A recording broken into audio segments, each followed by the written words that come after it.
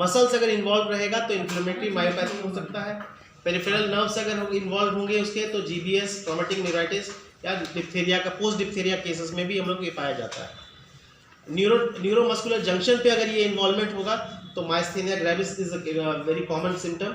और न्यूरोटॉक्सिक्स अगर snake bite होगा तो उस केस में भी ये हम लोग को फील आएगा इसमें। मतलब 1 मिनट हम लोग बैक पे जाएंगे, हम लोग ये देखते हैं कि पोलियो जब होता है तो पोलियो जो हो रहा है उसका साइट ऑफ रीजन कहाँ है?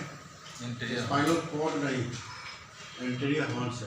पोलियो सांप जब काटता है, जो कॉमन चीज़ हम लोग को मिलता है, सांप जब काटता है तो वो न्यूरोमस्कुलर जंक्शन को अफेक्ट करता है। वो सांप जो न्यूरोटॉक्सिक है, जैसे क्राइम, ना कि गेहूमन हेमेटोटॉक्सिक है, इसलिए वो सांप जो न्यूरोटॉक्सिक है वो कहाँ काम करता है? न्यूरोमस्कुलर जंक्शन पे करता है। चलिए आगे। Differential diagnosis transverse myelitis, haematoma trauma के कारण से भी हो सकता है। एक्यूट पोलियोमाइलिटिस हो सकता है। वैक्सीन एसोसिएटेड पैरालिटिक पोलियो हो सकता है। जीबीएस हो सकता है। एक्यूट टॉक्सिक न्यूरोपैथीज हो सकता है। स्नेक बाइट, ऑर्गेनोफॉस्फेट पॉइजनिंग हो सकता है। स्नेक बाइट हो सकता है।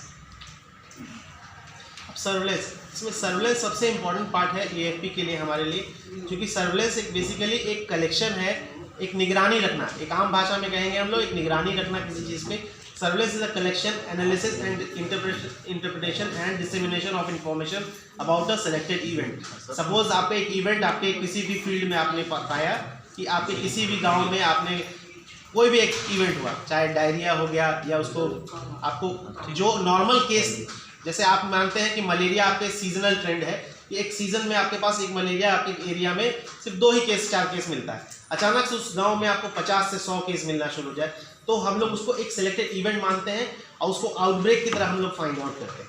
मतलब उसमें कुछ एक नया फाइंडिंग आ गया अचानक से। एक यूजुअल ट्रेंड है कि मलेरिया हर एक सीजन में आता है, जुलाई से लेकर अक्टूबर नवंबर तक रहता है, और उसके बाद अगर वो दिसंबर के बाद से अचानक मलेरिया ट्रेंड बढ़ना शुरू हो गया तो इसका मतलब वेक्टर बढ़ना शुरू हो गया, या तो उसका कोई और फाइंडिंग होगा, या हो सकता है अनसीजनल जो ही बारिश हो रही है उसके कारण से पॉट होल्स में हमारे जो वेक्टर्स का दोबारा आना शुरू हो गया। क्योंकि एज अ ट्रेंड हम लोग जब देखते हैं इसको, तो ट्रेंड को चेंज करने के बाद अचानक से एक नॉर्मल से ज़्यादा अगर फाइंडिंग कहीं पे मिल जाता है तो हम लोग उसको एक आउटब्रेक की तरह फाइंड आउट करते हैं। और सर्विलेंस में हमें बेसिकली यही देखना होता है कि हमें एक डाटा कलेक्शन करना है। आपने जैसे सर ने बताया कि अभी थोड़ी देर पहले कि आप लोग जो AFI रिपोर्ट करने के लिए, AFI से क्या होता है कि वो डाटा कलेक्शन होता है, उसके बाद वो आपकी टीम यहाँ से भेजती है, ब्लॉक से भेजती है डिस्ट्रिक्ट में, डिस्ट्रिक्ट से सर की तरफ में जाता है, सर इसके बाद आगे फीडबैक देते हैं, उसके बेसिस पे ही आगे जो होता है इसकी जो फॉर्मुलेशन होती है कि इसमें क्या चेंजेस करना है, क्या इसकी पॉलिसी मेकिंग होगी, तो उसके लिए वो डाटा कलेक्शन बहुत इंपॉर्टेंट होता है। इसमें हेल्थ इन्फॉर्मेशन, हेल्थ ऑफिशियल्स जो होते हैं, देखिए नेक्स्ट पॉइंट में लिखा हुआ है, health officials use the information to plan, implement and evaluate health programmes and activities.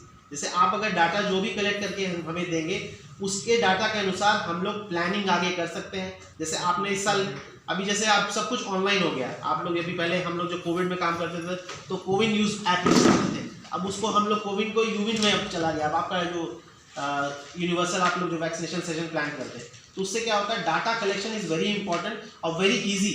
उसके कारण से आपका अगला जो स्टेप रहता है जो कि उसका हमें मतलब उसके ऊपर में प्लानिंग करना या उसमें हमें क्या शॉर्टकमिंग्स है उसको सुधार करना, वो इंपॉर्टेंट है। पहले क्या होता था, we used to write down and send the report to XYZ company, जो भी हमारा रिपोर्टिंग नोडल पर्सन रहता था। तो उसके लिए सर्विलेंस में सबसे इंपॉर्टेंट पार्ट है data, that has to be collected on the grass root level, जो कि आपका ब्लॉक लेवल से शुरू होगा। फॉर दिस देखिए, इसके लिए मैंने बार बार बोला AFP का केस रिपोर्ट पूरे साल में मैंने 2 केस रिपोर्ट देखा है। क्या ऐसा पॉसिबल है? आप गलत रिपोर्ट कीजिएगा तो ऐसा थोड़ी है कि वो क्राइम है। पूरे साल में 2023-24 में IHIP पोर्टल में 2 केस रिपोर्टेड हैं, वो भी मैंने फील्ड मॉनिटर से लिया था, किसी ने रिपोर्ट नहीं किया था प्रेस। ऐसा तो हो नहीं सकता है कि ये केस मिलेगा ही नहीं। थोड़ा बहुत तो कुछ सिम्टम्स तो पक्का रहेगा, चाहे वैक्सीनेशन साइट के लगने के बाद भी बहुत सारे पेशेंट बोलते हैं कि मेरा हाथ पैर में कमजोरी महसूस हो रहा है। क्या ऐसा नहीं होता? ANM जो लोग होंगे या जो कोल्ड चेन में देखते होंगे उनको तो मालूम होगा ये चीज़, लेकिन रिपोर्ट नहीं आता है। अब इसमें सर बताएंगे आगे कि क्यों नहीं आता है। देखिए ये बता रहे हैं, बोलना ये है कि पोलियो इरेडिकेट हो, ऐसा थोड़े कि ये बता रहे हैं कि उसका डेफिनेशन ये कि सडन ऑनसेट ऑफ वीकनेस, तो पैर हाथ का कमजोर होना थोड़े ना बंद हो गया। तो जब कभी 15 साल से कम का बच्चा किसी भी डॉक्टर के पास आए, कोई मेडिकल ऑफिसर के पास आए और कंप्लेन करे कि हमको एकाएक सडन ऑनसेट है वीकनेस का, उसके पेरेंट्स बताएं, तो उसको हम लोग एक वीक डायग्नोज करें और उसका स्टिल सैंपल कितना देर में लेना है, 48 आवर्स। 48 आवर्स में 2 सैंपल्स लेना है सर, 2 सैंपल्स लेना है, 2 सैंपल 2 सैंपल लेना 48 आवर्स के अंदर। अब आप बताइए तो कोशिश की हम लोग भी कि इसको परिमित कुछ किधर है सर को फोन पे बेचो सर को, और उसमें वैक्सीन के लिए दिए और साथ में किट दे देते हैं। किट में बता देते हैं कि थंब के मार्किंग के हिसाब से स्टूल इतना देना है। एक हो गया और एक जो है 24 घंटा के बाद उस सैंपल के 24 घंटे के बाद मतलब 48 घंटा के अंदर होना है। The stool sample has to be collected within 14 days of onset. 14 days। That too apart 24 hours apart. 14 hours apart. 24 2 times 24 hours apart. 24 hours apart, लेकिन 14 days तक ले सकते हैं। 2 samples within 14 days. 14 दिन तक ले सकते हैं। और ideally 2 samples लेना है दोनों 24 hours के लेकिन apart. आइडियली 2 दिन के अंदर आइडियल कंडीशन। हो जाता है कि गैस जैसा मैंने कहा कि केस रिपोर्ट करना ज़्यादा ज़रूरी है रादर दैन कि एकदम एक्यूरेसी के साथ रिपोर्ट करना। आप रिपोर्ट करेंगे फिर बाकी मेरे फील्ड मॉनिटर्स वहाँ पे देखेंगे जो कि आपको सपोर्टिव प्रोविजंस के साथ आगे बताएंगे।